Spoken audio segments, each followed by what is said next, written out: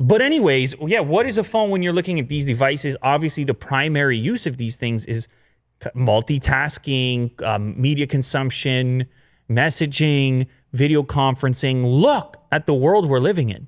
Very different approaches to sort of similar concepts. Now that we have a Microsoft product with Android, we got to start thinking about it. This one flips all the way around. This one gives you the big display on the inside. This one will only ever give you 2 displays. This one, when it's closed off, it's so minimal. You just put it away. You just tap it and put it away. This one, out the pocket's going to be quicker, though, because you're already on the screen. Yes. It's a lot to consider. So we have a comparison here from PC Mag, and they go through a few different categories of how you might want to compare these things. I think the first one people are going to consider is the price. When you're looking at the Surface Duo, in my right hand here, you're looking at $13.99. When you're looking at the new Z Fold 2, you're looking at $19.99. That's a big gap straight out the gate. Now, not exactly one-to-one on the specs, to be clear, to be fair. Here we're looking at some top-tier Snapdragon 865. We're looking at the previous generation on the Surface product. So this isn't going to be your spec champ. This one will. Same thing with the cameras. I mean, we know what Samsung's doing with the cameras. This is a large camera module, triple camera setup. Here we have the one camera on the inside of the device, which a lot of people are skeptical about. Look, I can't show you yet, but it's in there, and it's a different approach, and it's a little bit of an extra. But how much of a focus can it be, and where is Microsoft's history in this particular area? Yeah, that's what I want to ask you about. First, what's your take on the first iteration of products? Are you invested in them? Like, would you get them personally, or would you wait for the second generation? Yeah, so it's fun to be an early adopter. You got people walking by the desk here. You got even guys like Vin, who's normally only excited about the pizza slice he brings. But he comes over here, and all of a sudden he's weighing in. And I was surprised about that. all of a sudden he's weighing in. What's that device you got over there? I say, hey, man, relax. Yeah. He said, let me get my hands on that. I said, you got the pizza all over the hands. You can't. This is also in my pocket already. Yeah, I said, I'm using this right now. Yeah.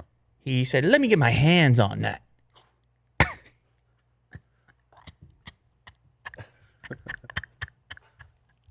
But yeah, it's Just getting... one time. It's interesting because it's new and it gets you thinking and imagining like how and what these form factors will be going forward, what these devices will look like. This device to me is very science fiction.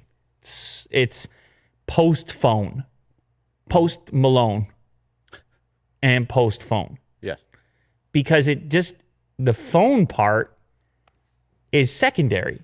It's okay, fine, I'll make a phone call, but yeah, I know how to make a phone call, but it's going to be down the list as far as holding it to your head. It'll do it, but it's down the list. So for me, that one feels more futuristic. It's getting a lot of attention. I think in the street, people are going to wonder what you're up to. Well, that goes for both of them. This one is high-tech because of the application, the actual implementation of folding OLED. I mean, that's some high-tech stuff to fold a display in half. So for different reasons. But this one, when closed, still a phone. I am always, as a guy, the way that I operate, going to be most interested when it's most new. And I can't help it. Is that smart? Probably not, Will. Not with your hard-earned, not when you're working with your hard-earned dollars over here. I'm not going out there saying, get your 2Gs out. Let's go. But it's a hard thing to evaluate, to say, what does it mean to you to be on the cutting edge? What does it mean to you to be an early adopter? And what is that worth? That's going to be that's a personal level. The practical side, possibly even the more intelligent side of you is going to say, wait for the next gen. But again, that depends how much value you associate with being able to experiment with that new stuff early on. And for me, that's a tremendous value, which is why these channels exist and all this stuff exists. So the display is obviously different implementation. You have a dual display setup on this one. It's always going to be dual. This one, when you crack it open to the inside, you can split the display in software or use it all as one, obviously, on the Z Fold 2. The folding thing, I will say, this one here, there's no gap on the Surface Duo. Yeah. It's a sandwich.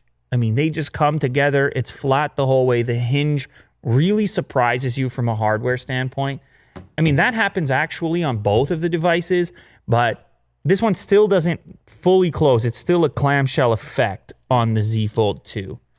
The hardware feels robust, more robust than the previous version, which I really appreciate.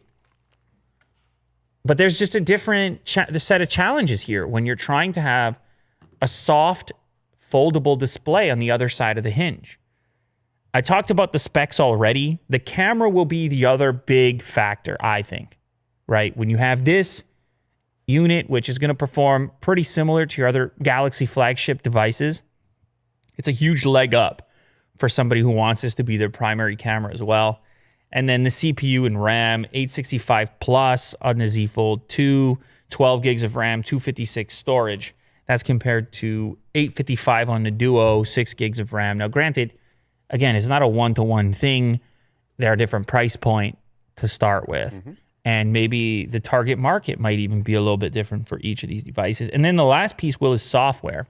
This is Microsoft's take on Android. There's things that you can do. Again, I can't show you at the moment, but resizing, you can see this in their promotional material, resizing things, moving from display to display and setting up pairs. And actually the software that Samsung implements on a Z Fold 2 is kind of similar to that. In a sense, you set up app pairs left and right or top and bottom, even up to 3 applications, which I show off in the unboxing video. You can And go both check OSs work with Android. it's all Android all day. This one has, the Microsoft one has more Microsoft stuff out the gate, and the Samsung one more, but it's Android. Yes. Do what you want, do what you please. Also, because this one is older generation, the connectivity stuff within the chipset for Wi-Fi and all that, it's a little bit more dated as well. But again, Microsoft first time at this party specifically. And so taking their time, and that's fully appreciated and expected. Plus, $600 difference. So you tell me in the comments right now if you had to choose, knowing what you know, and I realize you have a limited amount of feedback on the Duo, but you tell me in the comments what it's going to be for you if you could have only one of these devices and you had to spend the hard-earned cash on it. Would you go for the Z Fold 2 from Samsung, or would it be the Microsoft Surface Duo? I'm curious. What do you think is going to win, Will, in the comment section? Duo. Duo. Wow. Willie I'm Duo. calling it. Willie Duo.